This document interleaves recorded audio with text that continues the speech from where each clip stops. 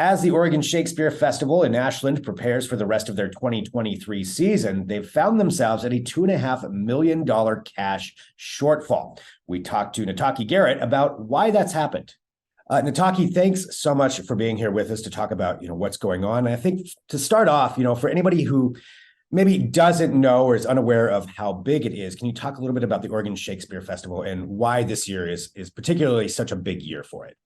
Yeah, so the Oregon Shakespeare Festival is an 88-year-old endeavor that was started as an experiment for the people by Angus Bomer, who is our founder. It started as a little festival in the park every single summer, and of course has grown to be one of the largest theater producing operations in North America.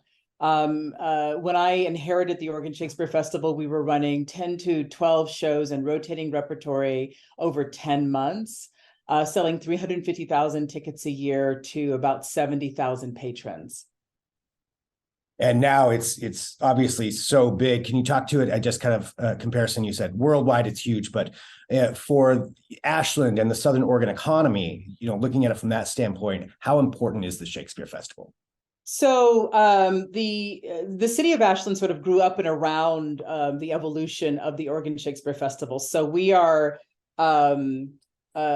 interdependent ecology here. The festival attracts patrons from out of town, and those out of towners stay in the hotels and the bed and breakfasts, eat at the restaurants, shop at the shops, and they sort of help the city run. So with the festival, you need a place for people to come.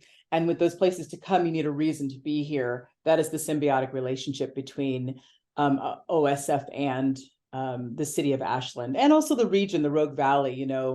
We're a rich valley with wineries and all kinds of outdoor adventures, whitewater rafting and mountain biking, and so we have a James Beard nominated chef here. So it's a pretty rich and diverse experiential town that the festival gets to be a part of. Talking about this upcoming season, there's something you put out saying that you're about $2.5 million short of where you need to be for the festival this year. Can you talk about that shortfall, how you came to that number, and what's going on with that?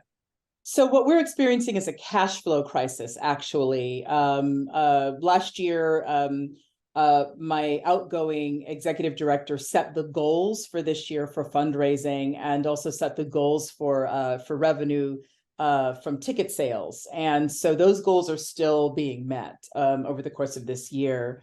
But we're coming out of a pandemic closure, which was catastrophic to my industry. OSF was not immune to that catastrophe. When you close an organization that's been running continuously for as long as OSF has, the repercussions are how you come back, are embedded in the way that you come back. And so we've been calling this period post-pandemic a recovery period. Everybody knows that a recovery period takes longer and more resources than the reason why you needed to recover in the first place. And so while the pandemic era is now over, according to the President of the United States, the impact of that pandemic has not ended for most theaters in the United States. And so OSF is suffering from a cash flow shortfall. Most organizations have another way to cover that. Either you have some benefactor who is willing to cover you and loan you the money during that time, or you can take out your lines of credit. Because of decisions that were made before I got to OSF, we don't have access to those lines of credit. And so we're experiencing a cash flow shortfall at the height of our season.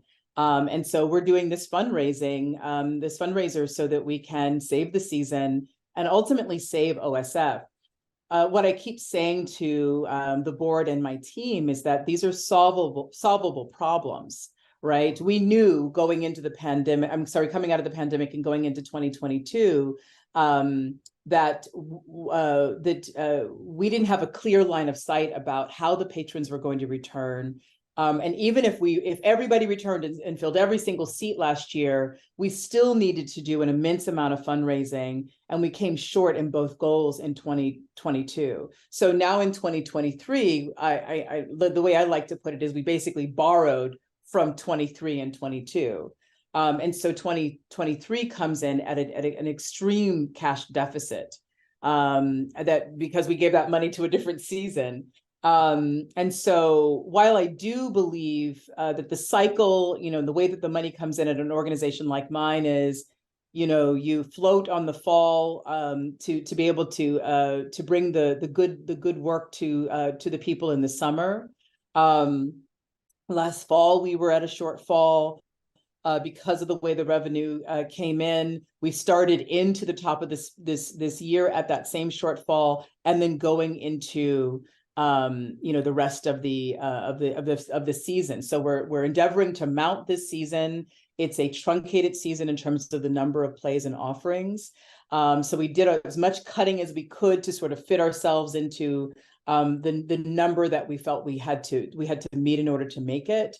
And we've been very vocal in our needs, making sure that the people who historically have supported OSF are clear that this is a good time for them to step up. Those are the same people that in 2020 during the pandemic, we went to them to, ask for their support during the pandemic. And because of all of the things that were happening in the world at that time, it was an election year, it was a pandemic, there were, lines around the corner at the food pantries. What I imagine is the reason why they weren't as generous at that time is because there were a lot of things to focus on. At this point, with that group of donors who have historically benefacted the organization, we're still waiting. But in the meantime, we actually do believe in what Angus Bomer, touted as the People's Theater. And we do believe that OSF is really important to the people who have come here traditionally, but also to a group of people who understand how important this organization is to the field, to the nation. And so we have all the hopes. We're optimistic that we're going to raise the money that we need in order to get through these sort of cash flow shortfalls, which have to do with not having enough money to bridge between one or the other, where the money is now and where the money needs to be. So looking to bridge that gap with the $2.5 million, is it purely through donors that you're looking for? Are there other options out there through federal or state grants? So we are advocating for an Oregon Bill 2459, which is a state bill that is pulling together all of the arts organizations across the state of Oregon. And so the hope is that through all of the advocacy that all arts organizations are doing, that the state will grant all of the arts organizations $50 million. And then, of course, every single theater or arts organization will have an allocation from that.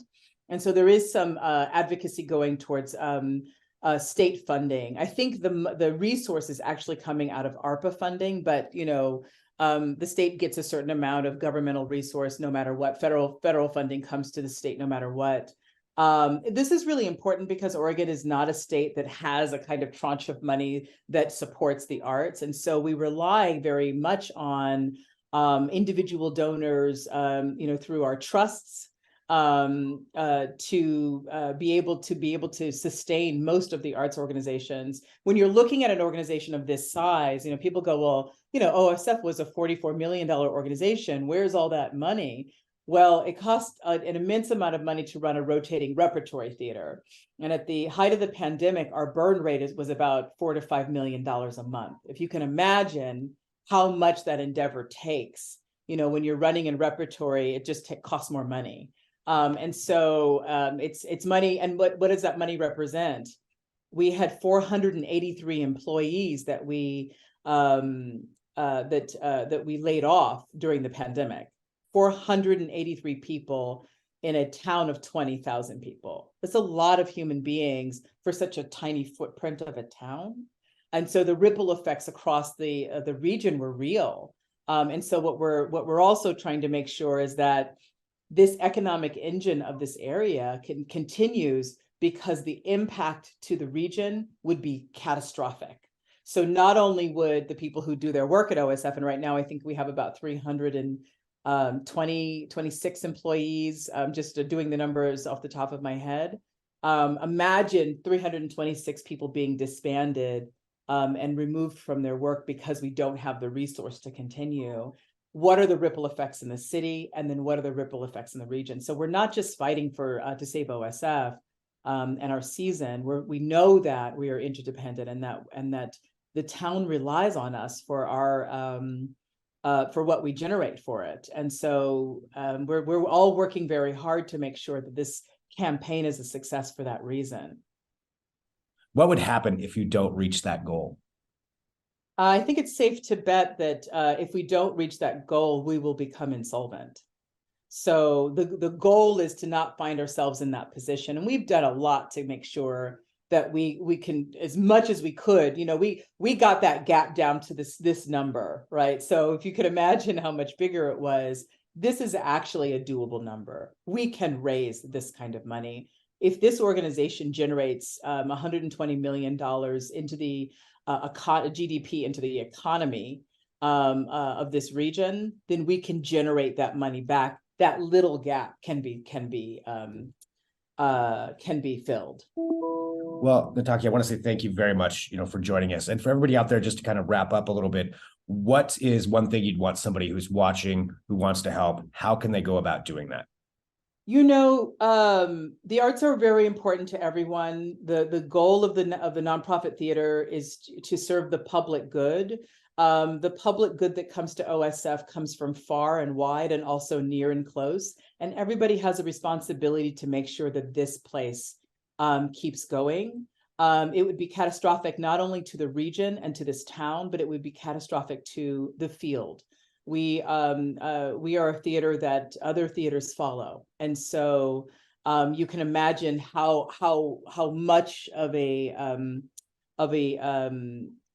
void would be created if OSF were not to make it through this time. Give your resource, buy your tickets, even if you don't know if you can come to OSF. Get your tickets, and maybe purchase a ticket for somebody locally who doesn't have the resource to come to OSF, but get here. That is my primary goal, is to make sure that people get here. Taki, thank you very much for spending some time with us. Appreciate it greatly, and best of luck in raising those funds. Great. Thank you very much. Have a good day. Again, that House bill still remains in committee that would potentially provide all of the funding for the arts organizations. But in the meantime, OSF is hoping to raise $2.5 million in the next 4 months. Fox 12 Oregon, I'm Greg Nibbler.